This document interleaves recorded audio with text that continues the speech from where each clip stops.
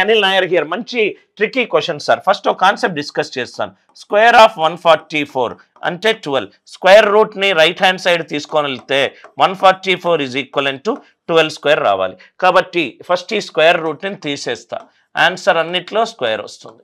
Answer అన్నిట్లో square వస్తుంది. First step అందరికి అర్థమైంది కదా. 1 + 90 digital sum 9. 9 into any number 9. 1 + 9 10 అంటే left hand side digital sum ఎంత ఉంది? 1. ఆన్సర్లో డిజిటల్ సమ్ స్క్వేర్ చేస్తే ఎంత రావాలి? 1 రావాలి.